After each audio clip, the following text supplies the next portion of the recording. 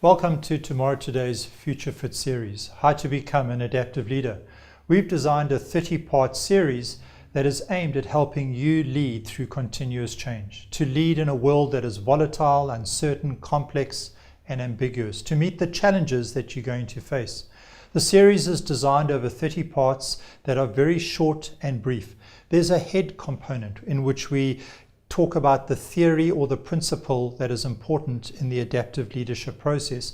And then each session is added to by a hand part, a practical thing, something you can do to practice becoming an adaptive leader. What we'd like to suggest at the outset as you go through the series is that you keep a reflective journal. You keep note of what is happening, what you're working with, what you're struggling with, what have been some wins. Because further down in the process, we're going to ask you to take out that journal and do some reflection. Reflection is a very necessary part of the leadership process. So welcome to Future Fit, Becoming an Adaptive Leader.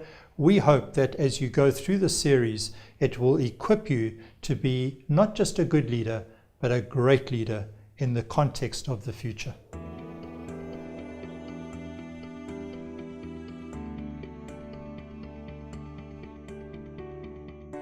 What to keep and what to discard. In evolutionary biology, there are three things as DNA rearranges itself. A DNA evolutionary process looks at what to keep, what to discard, and what to rearrange. You might have heard futurists talk about a VUCA world. VUCA is an acronym that stands for a world that is volatile, uncertain, complex, and ambiguous.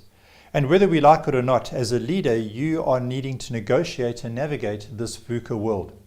And what we'd like to suggest is that as you consider the future, there will be things from the past that you need to discard. There will be things that you need to keep, and there will be things that you need to rearrange. And deciding and deciphering what those things are will go a long way to determine what you put on your leadership shelf in order to cope with the challenges of tomorrow.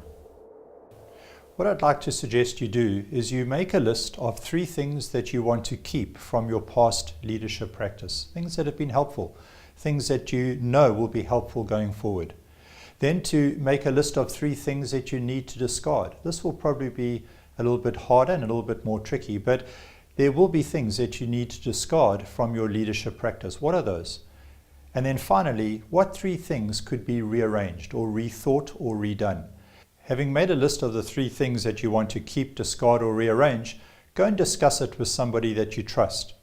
That's the practical part for what to keep and what to discard.